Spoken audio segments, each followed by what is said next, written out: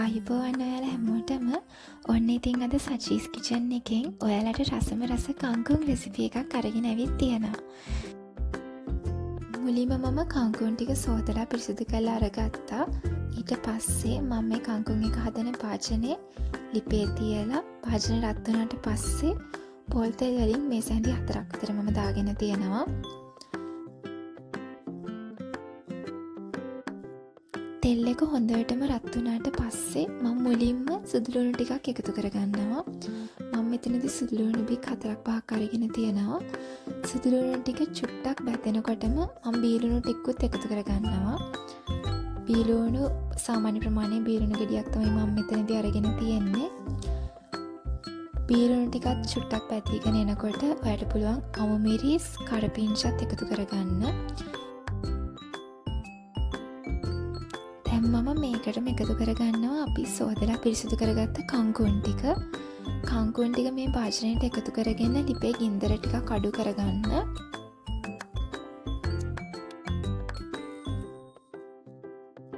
කංකුම් ටික එකතු කරලා ලිපේ ගින්දර හොඳටම අඩු කරලා මෙන්න මේ විදියට තියලා දැන් අපි ටක් ගාලා සෝස් එක හදා ගන්න ඕනේ. මම මුලින්ම මෙතනදී ඔයිස්ටර් සෝස් එකෙන් චුට්ටක් එකතු කරගන්නවා.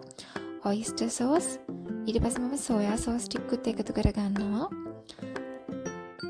මම මෙතනදී මේ මැංගෝ chili සෝස් එකෙන් ටිකක් එකතු කරගන්නවා. මේක අත්‍යවශ්‍යම දෙයක් නෙවෙයි. ඔයාලා ගාව තියෙනවා නම් විතරක් එකතු කරගන්න. ටොමැටෝ සෝස් වලින් දාගන්න මේ සැහැඳි 2-3ක් වගේ දාගන්න. ඔයාලගේ සැර ඔයාලා කන විදිය අනුව කැලි මිරිස් ටිකක් එකතු කරගන්න. මම නම් මෙතනදී කැලි මිරිස් චුට්ටක් අඩුවෙන් තමයි එකතු කරගත්තේ. ඊට පස්සේ මේ මිශ්‍රණය හොඳට කලවම් කරන්න ඕනේ. ඔයාලට පේනවා ඇති දැන් සෝස් එක නම් හරි. දැන් අපි මේ සෝස් එක අර ලිපේ තියෙන කංකුම් මිශ්‍රණයට ටක් ගාලා එකතු කරගන්න ඕනේ. කංකුම් මිශ්‍රණය ගොඩක් වෙලා ලිපේ තියාගන්න එපා. අනිත් එක තමයි ගින්දර ගොඩාක් අඩුවෙන් තියාගන්න. මොකද මේ කංකුම් ඉක්මනටම මැල වෙනවා.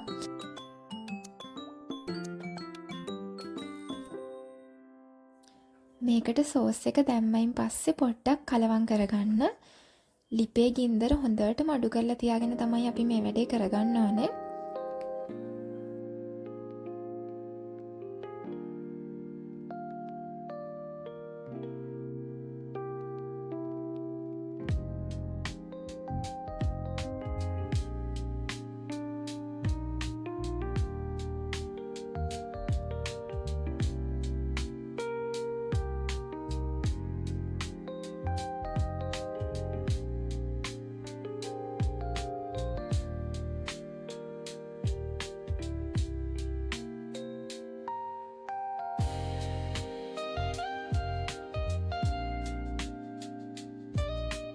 මේක කලවම් කරන ගමන්ම ඔයාලා පොඩ්ඩක් ලුණු රසත් බලන්න. ලුණු රස බලලා ලුණු කුඩු චුට්ටක් එකතු කරගන්න.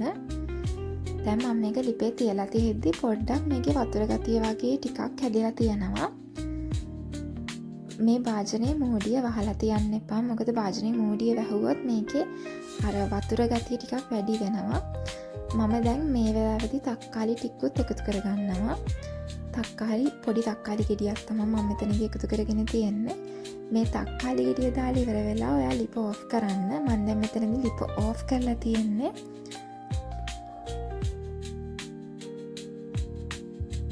ඔන්න ඉතින් දැන් අපේ කංකුම් එක හදලා ඉවරයි. මේක ඇත්තටම මාරම රසයි. ඔයගොල්ලෝ අනිවාර්යයෙන්ම මේක try කරලා බලන්න. හරියම පුංචි වෙලාවකින් මේක හදාගන්නත් පුළුවන්. ඉතින් කංකුම් කන්න නැති කෙනෙක්ට උනත් මේක හදලා දුන්නොත් නම් අනිවාර්යයෙන්ම කංකුම් කයි. ඒ නිසා අනිවාර්යයෙන්ම මේක try කරලා බලන්න.